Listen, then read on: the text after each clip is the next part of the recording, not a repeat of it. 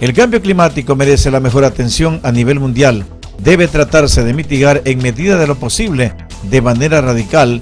Es la opinión del ingeniero Néstor Guanotuña, experto en estos menesteres. Así, es un tema muy delicado y un tema que vale la pena abordarlo y que, como vemos, los gobiernos del primer mundo están tomándole o dándole la importancia que merece. Es un tema que no solo debe estar en discusión de noticiarios, de profesionales, es un tema que debe ser transversal, horizontal, a nivel de toda la sociedad y especialmente a nivel de producción agrícola, que es lo que tenemos de nuestra zona. Nuestra zona es rica por nuestras bondades de suelo, agua, nuestro mismo clima, y favorece esa producción de diversos cultivos, y ese cambio climático constituye una amenaza para esa producción local. En realidad que este tema no se habla tanto de evitar, sino de mitigar cambio climático, constituye varios temas, o sea, temas que se bifurcan, se convierten en varias aristas. Por ejemplo, el tema de transportación masiva, transportación a nivel mundial, constituye una de las principales fuentes de emisiones de CO2, que son los que agravan el efecto invernadero, que es el causante de que el clima se deteriore o que se perturbe.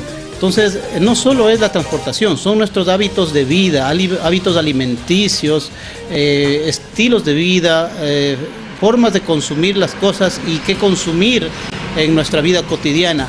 Todos esos aspectos deben ser analizados, revisados para poder combatir, como usted dice, el cambio climático.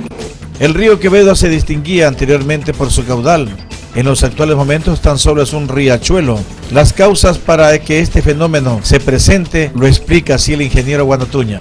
Así es también un tema vinculado al tema inicial del cambio climático.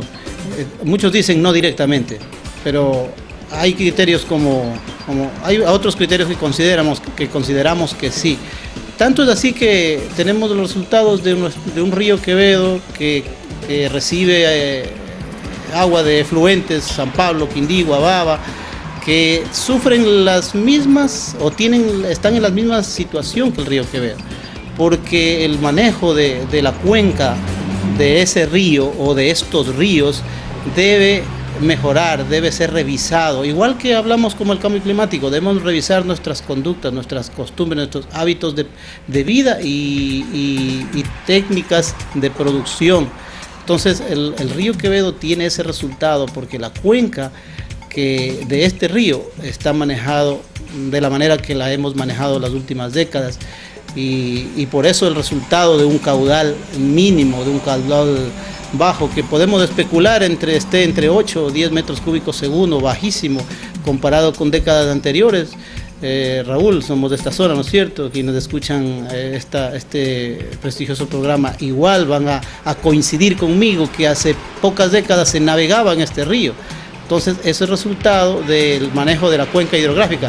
Y la cuenca constituye un área, porque el río es lo que vemos en efecto, pero lo que pasa con el río es lo que hacemos en toda el área que constituye esa cuenca hidrográfica, y no es, repito, o sea, vale la pena insistir, no es solo el río, es el área donde la lluvia cae y luego se escurre hacia vertientes menores, esteros, riachuelos de menor o más tamaño, hasta que forman el río que vemos, y ese es el resultado de cómo hemos manejado ese espacio, esa área que constituye lo que en la técnica se llama cuenca hidrográfica, que es un área.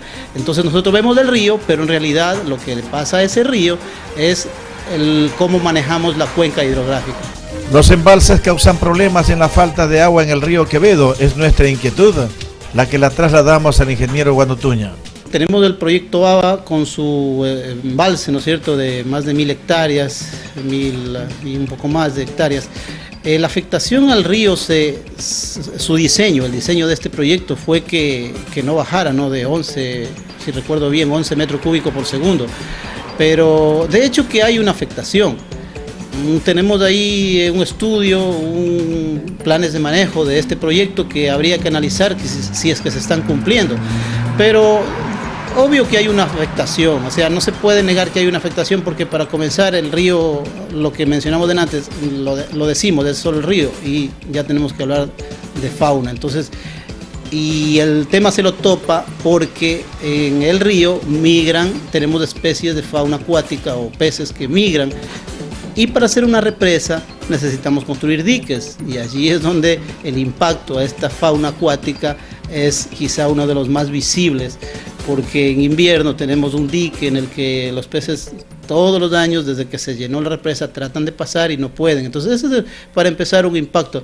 Pero muchos dirían que tiene que ver esto de la fauna con la producción, con la calidad del agua. Y bueno, es un tema bien complejo que tiene que ver. Si nuestros campesinos lo saben, que ancestralmente han habitado esta zona, han hecho producir las fincas con diversos cultivos y realizaban pesca, y ellos lo saben, la técnica o la ingeniería igual. Entonces conocemos de que hay una afectación. Y para empezar en esos dos temas, el dique que perturba la migración de los peces y la calidad del agua ya en la represa, sedimentación, aumento de la salinidad. La tala indiscriminada de árboles es otro perjuicio causado por la mano del hombre. Su afectación causa serios problemas al ecosistema y es por ello que las autoridades llamadas a controlar este abuso deben actuar enérgicamente y a tiempo para evitar males mayores a los ya causados. Bueno, es un tema también que de hecho nos toca abordar este tema como ciudadanos, ¿no? Como moradores de la provincia, del país, de esta región, porque hay entidades que están a cargo de esto, Ministerio del Ambiente específicamente, y un poco Ministerio de Agricultura, porque tiene proyectos de incentivos forestales para cultivos, para incentivar la siembra de cultivos maderables, y eso está muy bien. Y por su parte el Ministerio del Ambiente, que se encarga de hacer el control.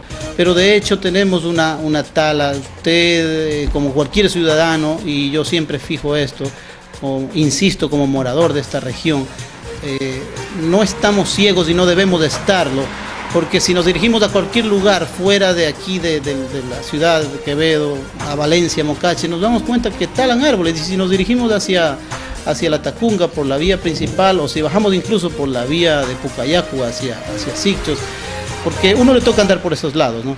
Y para poder tener criterio tenemos que hacer este tipo de observaciones, y allí es donde nos damos cuenta que existe una tala.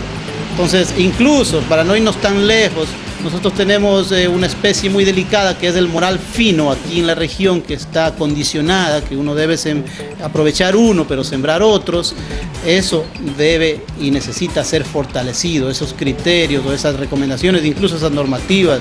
Raúl Arcofloro, buenos días, agricultor.